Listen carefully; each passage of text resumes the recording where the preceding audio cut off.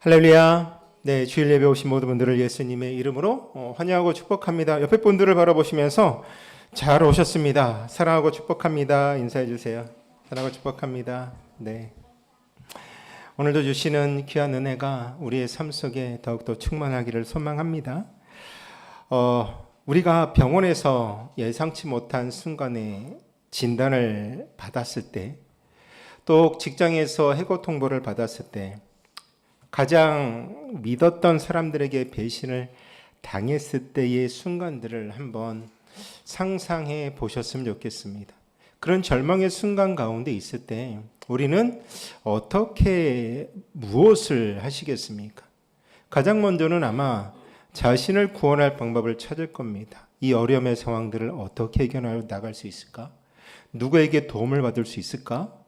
또 해결책을 찾거나 무너져가는 마음을 붙잡으려고 애썼습니다.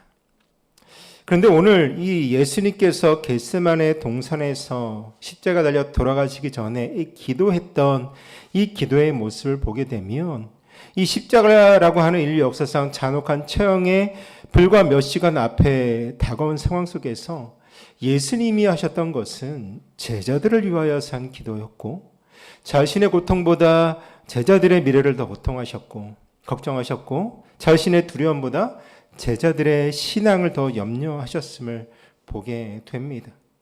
그래서 자신을 위해 자신을 구원해 달라고 기도하지 않으셨고 제자들을 구원해 달라고 간구하셨다라는 거죠.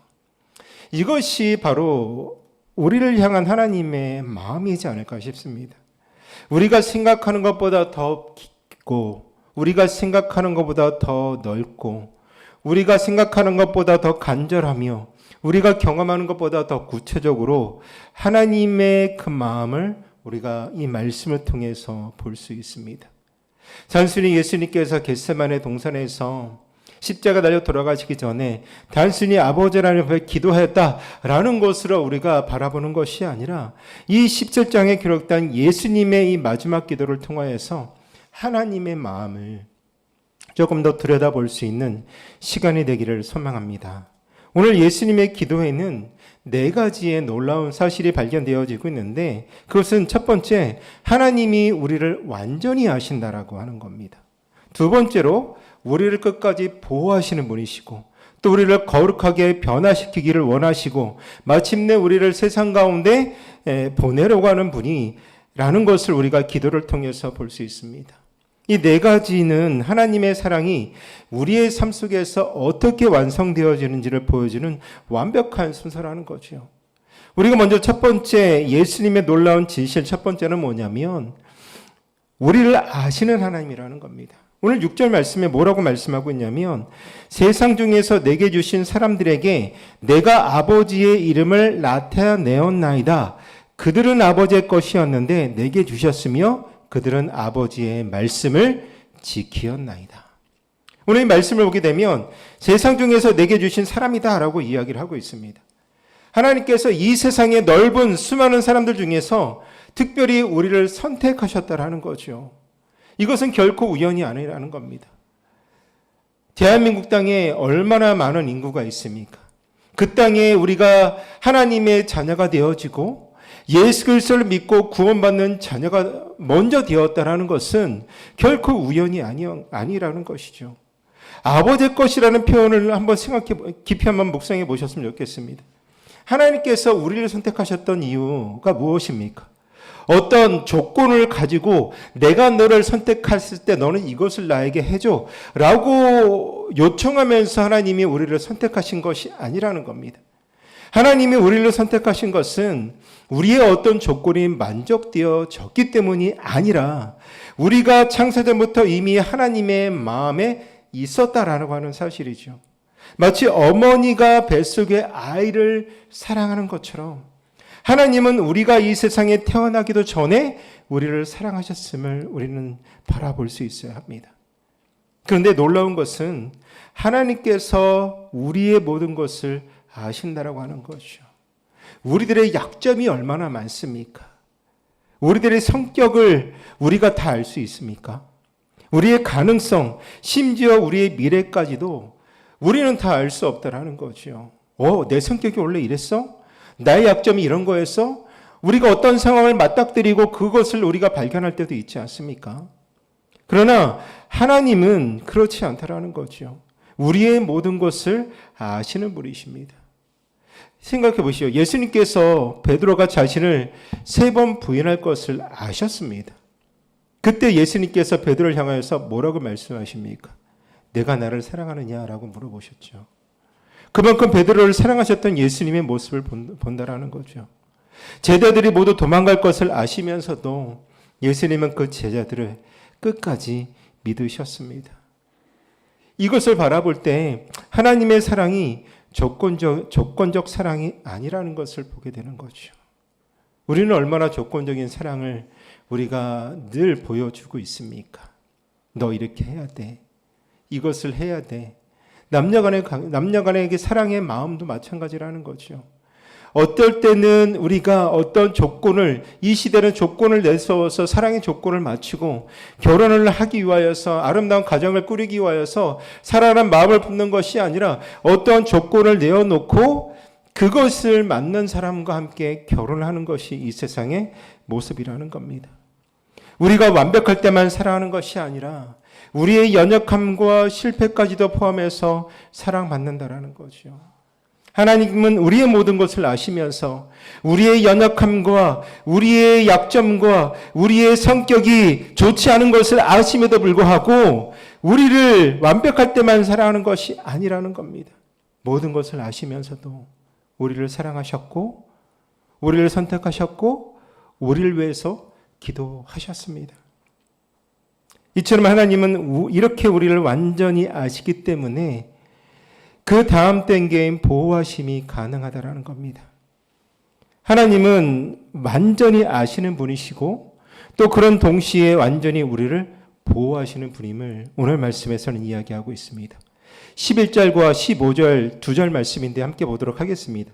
나는 세상에 더 있지 아니하오나 그들은 세상에 있사옵고 나는 아버지께로 가옵나니 거룩한 아버지여 내게 주신 아버지의 이름으로 그들을 보존하사 우리와 같이 그들도 하나가 되게 하옵소서.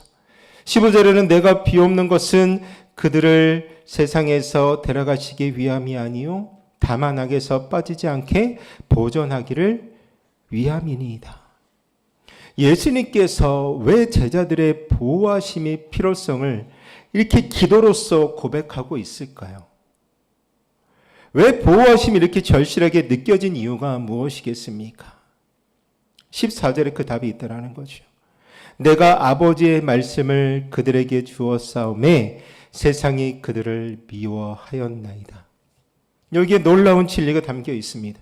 우리가 신앙생활을 하면서 경험하는 것은 또 어려움 모든 것은 내가 잘못된 것이 아니라 내가 잘못해서 그런 질병도 생기는 거고 내가 잘못해서 그런 어려움이 생기는 것이 아니라는 거죠.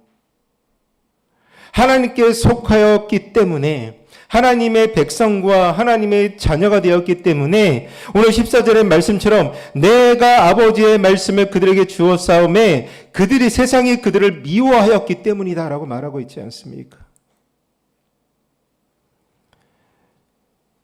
세상의 미움은 우리가 하나님의 사람이라고 하는 증거라고 하는 겁니다. 이 말씀이 실제로 우리의 삶에 어떻게 나타나겠습니까? 어떤 청년 중에 고민하는 내용들을 인터넷에 본 적이 있습니다. 어떤 목사님에게 썼던 그 글의 내용이 이런 겁니다. 제가 신앙을 가지고 나서부터 직장의 삶 속에서 점점 더 어려움의 모습을 가지고 있습니다. 회식 자리에서 술을 안 마신다고 하니까 분위기가 깨진다고 말하고 주일 출근을 거절하니까 열정이 부족했다라고 말합니다. 혹시 제가 무엇을 잘못하고 있는 겁니까? 이런 경험들이 단순한 어떤 이 글을 올렸던 청년의 그런 삶의 고민과 아픔과 세상 속에서 미움을 받는 모습이 아니라는 거죠. 우리가 신앙 안에서 살아가고 예수 그리스도를 구주와 주님으로 믿고 내가 아버지의 말씀을 내가 받았기 때문에 세상이 우리를 미워하는 그 순간 속에서 우리가 겪는 공통적인 상황들이라고 하는 사실이죠. 어떻습니까? 믿지 않냐는 가족들에게 내가 신앙생활을 하는 것, 이해를 받지 못한다라는 겁니다. 직장에서 소외를 당하고 사회에서 구식이라는 소리를 듣기도 합니다. 이럴 때 우리가 실수했다고 생각하거나 하나님께서 우리를 버리셨다라고 생각한다면 그것은 오해가 될 수밖에 없다라는 거죠. 하지만 예수님의 기도는 완전히 다른 관점을 제시하고 있습니다. 15절에 예수님이 세상에서 데려가시기보다는 악한 자들에게서 보호해 달라고 기도하였다라는 거죠. 예수님은 제자들을 어떤 도피할 수 있도록 하나님께서 길을 열어달라고 기도한 것이 아니라 그들 세상 속에서 그들의 미움을 받으나 그 세상 속에서 미움을 받는 순간에 하나님 그들을 보호하여 주시옵소서라고 기도하고 있다는 거죠. 이 말은 무엇이겠습니까? 하나님이 우리를 이 세상의 어려움을 피해 도망가기를 원하지 아니하시고 오히려 그 어려움 속에서도 우리를 지키시고 보호하시기를 원하신다라고 하는 거죠. 왜 하나님께서 우리를 보호하시기를 원할까요? 그것은 거룩하게 변화시키려는 목적이 그 가운데 있습니다. 17절 말씀을 보십시오. 그들을 진리로 거룩하게 하옵소서. 아버지의 말씀은 진리니이다. 하나님은 우리를 단순히 어떠한 공간 속에 두시고 세상의 어려움이 공격받지 않도록 어느 한 곳에 가두기를 원하시지 않는다라고 하는 거죠. 또 보호만 받고 끝나기를 원하시지 않는다라고 하는 겁니다. 궁극적으로 하나님은 우리에게 말씀하시는 것, 그들을 진리로 거룩하게 하옵소서. 아버지의 말씀을 진리다라고 말하고 있는 이 말씀을 통하여서 하나님의 궁극적인 목적은 바로 우리가 세상 속에서 거룩해지기를 원하시는 겁니다.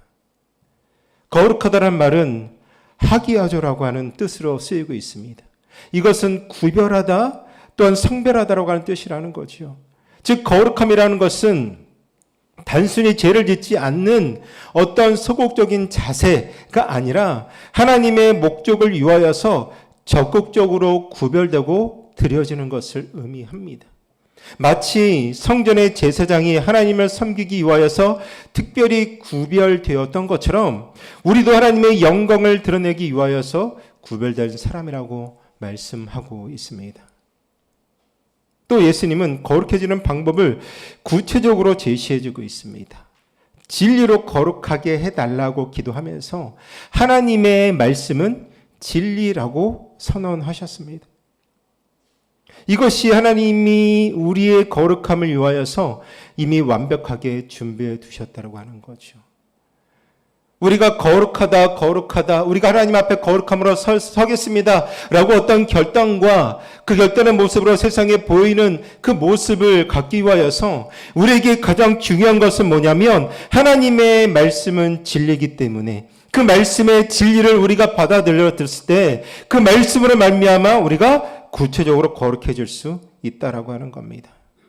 우리가 어떻게 거룩해질지 몰라서 헤매지 않아도 되는 궁극적인 방법이 바로 하나님의 말씀이라는 거죠. 이런 고백을 하셨던 분도 있습니다. 목사님 오랫동안 어떻게 하면 하나님을 기쁘게 하는 사람이 될 수 있을까? 라고 고민했던 적이 있습니다. 금식도 해보고 새벽기도 나오라고 해서 새벽기도도 열심히 했지만 늘 저의 모습 가운데는 부족함이 있는 것 같습니다. 그런데 내가 애쓰고 노력했던 그 가운데 부족함을 느꼈던 순간들 속에서 마음을 바꿔서 하나님의 말씀을 읽고 묵상하기 시작하면서 나의 삶은 변화되어졌습니다. 말씀이 내 마음을 비추고 어떻게 이 땅 가운데에서 믿음의 사람으로 살아야 될지를 구체적으로 알려주었습니다. 거룩함이라는 것이 어떠한 겉으로 보이는 그런 모습인 줄 알았지만 그것이 아니라 내가 하나님의 말씀에 순종하는 일상이었구나라는 것을 깨달았다라고 고백하였습니다. 이처럼 하나님의 말씀은 어떠한 감정이나 상황이 어떻게 변한다 할지라도 변함없이 우리를 거룩하게 만드는 능력을 가지고 있는 줄로 믿습니다. 하나님께서 우리를 거룩하게 만드신 이유는 그렇다면 무엇이겠습니까? 바로 세상에 보내시려고 하는 목적이 있습니다. 18절에 이렇게 말씀하고 있습니다. 아버지께서 나를 세상에 보내신 것 같이 나도 그들을 세상에 보내었고 라고 말하고 있습니다. 하나님께서 우리를 얼마나 신뢰하고 있는지를 보여주고 있는 선언이라는 겁니다. 예수님을 세상에 보내신 것처럼 독생자 아들 예수 그리스도를 세상에 보내어서 이 세상의 모든 사람들을 구원하셨던 것처럼 우리도 세상에 보내셨다라는 겁니다. 하나님이 우리를 이 땅 가운데 보내셨다. 아들을 보내신 것 같이 우리도 이 땅 가운데 보내셨다라고 하는 것은 상상할 수 없는 특권이라는 겁니다. 또 엄중한 책임이라는 겁니다.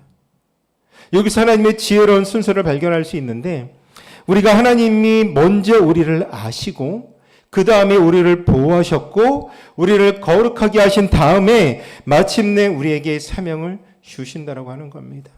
어느 한순간에 우리에게 사명을 뚝딱하고 주시는 분이 아니라는 거죠. 먼저 우리를 온전히 세우게 하신 후에 보내신다라고 하는 겁니다. 많은 이들이 은혜를 누리고 또 복음을 받아들이고 그 가운데 사명을 받고 헌신하며 선교사로 나아가는 이들도 있습니다. 그 선교지에 나가기 전에 하는 일들이 무엇이겠습니까? 언어 공부를 하고 그들의 문화도 연구하지만 정작 현지에 가서 보니 준비한 것보다 더 중요한 것, 내가 현지의 언어도 하나님의 그들의 문화도 연구하는 것도 중요하지만 내가 먼저 무너지지 않고 하나님의 말씀으로 무장되는 것이 더 중요했다라는 것을 경험하였다라는 거죠. 언어가 서툴러도 문화가 달라도 하나님의 말씀만큼은 그들의 마음에 직접 말씀하셨다라고 하는 고백들도 있었습니다. 하나님이 먼저 자신에게 이 말씀으로 거룩하게 하신 이후에 그때야 비로소 보내신 이유를 알았다라고 고백합니다. 이 사명은 무엇이겠습니까? 즉 우리의 거룩함과 직접적으로 연결되어지는 거죠. 우리가 이 땅 가운데에서 하나님의 백성으로 거룩해야 되는 이유는 뭐냐면 내가 거룩함을 통하여서 그래 난 거룩해라고 하는데 개인의 만족감을 누리는 것이 아니라 세상 가운데 하나님의 대표자로 살아가기 위함이라는 겁니다. 국가대표 선수들은 누구를 위해서 그 경기에 나갑니까? 대한민국을 대표해서 그들이 나아가서 금메달을 따고 국위선양을 하는 것이 아니겠습니까? 우리의 거룩함은 개인적 차원을 넘어서서 공적이고 선교적인 의미를 가지고 있다는 거죠. 이렇게 하나님은 우리를 먼저 아시고 끝까지 보호하시고 거룩하게 변화시키시고 마침내 세상에 보내시기를 원하는 완벽한 계획을 갖고 계십니다. 오늘 이 겟세마네 동산에서 기도하시는 이 내용의 모습을 통하여서 우리가 알 수 있는 것은 무엇이겠습니까? 히브리서 7장 25절에 이렇게 말씀합니다. 그러므로 자기를 힘입어 하나님께 나아가는 자들은 온전히 구원하실 수 있으니 이는 그가 항상 살아계셔서 그들을 위하여 간구하심이라. 사랑하는 성도 여러분, 예수님의 중보기도는 2000년 전에 겟세마네 동산에서 한 번 드려지고 끝났습니까? 지금도 예수님께서 살아계셔서 나와 함께 계시고 우리를 중보하시고 우리를 위하여서 끝까지 기도하고 계시다라고 하는 사실을 반드시 기억하시기를 바랍니다. 어떤 어려움의 순간 속에서도 어떤 상황 속에서도 주님이 우리를 중보하시며 지금도 하나님의 우편에서 우리를 위하여 기도하고 계시는 그 주님을 더욱더 바라보시기를 예수님의 이름으로 부탁드리겠습니다. 여러분들이 아침에 눈 뜰 때 예수님께서 말씀하십니다. 오늘도 저 딸을, 저 아들을, 저 자녀를 지켜주시옵소서. 저 자녀가 직장 가운데서 어려움을 당할 때에 아버지, 저 아들이, 저 딸이 그 직장 가운데에서 흔들리지 않게 도와주시옵소서. 혹 우리들의 신앙이 오해받을 때 예수님께서 이렇게 기도하십니다. 저들이 세상의 미움을 이기도록 하나님 힘을 허락하여 주시옵소서. 여러분들이 하나님을 원망하고 비록 하나님 앞에 기도를 멈춘다 할지라도 예수님께서는 그 기도를 쉬지 아니하시고 우리를 위하여 간구하고 계십니다. 다시 일어나게 하여 주시옵소서. 저 자녀의 마음에 소망을 품게 하여 주시옵소서. 흔들렸던 신앙을 다시 한번 붙들고 이길 수 있도록 주여 역사하여 함께하여 주시옵소서라고 기도해 주신다라는 거죠. 예수님의 기도는 우리의 숨은 기도 제목들보다 더 깊고 더 절실한 필요들이 더 구체적입니다. 우리가 말로 표현할 수 없는 탄식까지도 예수님께서 완벽히 아시고 하나님께 알아고 계시다라는 거죠. 이것이 바로 우리가 절대 포기할 수 없는 이유라는 겁니다. 우리는 우리 스스로 포기할 수 있다 할지라도 예수님은 결코 우리를 포기하지 않으십니다. 우리는 우리의 기도가 멈춘다 할지라도 우리를 위한 예수님의 기도는 한순간도 멈추지 않으심을 반드시 기억하시기를 부탁드립니다. 그렇다면 이 놀라운 은혜 앞에 우리는 어떻게 응답해야 되겠습니까? 먼저 우리를 기도하시는 예수님의 마음의 문을 열고 받아들여야 하는 거죠. 내 자신을 과소평가하거나 절망하지 않으셨으면 좋겠습니다. 하나님께서 우리를 얼마나 소중히 여기시는지를 믿으시기를 부탁드리겠습니다.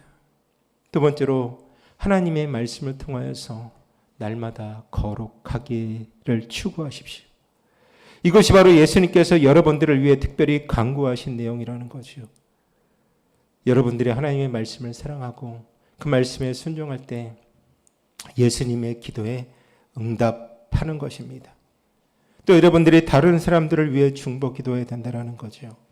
예수님께서 여러분들을 위해 기도하셨던 것처럼 여러분들의 가족과 친구들과 교회 공동체 안에 있는 성도들을 위하여서 내 이웃들을 위하여서 기도해야 되는 겁니다. 이것이 바로 사랑을 실천하는 가장 구체적인 능력 있는 방법이라는 거죠. 예수님의 기도가 세상을 변화시켰던 것처럼 여러분들의 기도도 이 세상을 하나님의 사랑으로 변화시키는 믿음의 성도님들이 되시기를 예수 그리스도의 이름으로 축원합니다. 기도하겠습니다. 사랑과 은혜가 많으신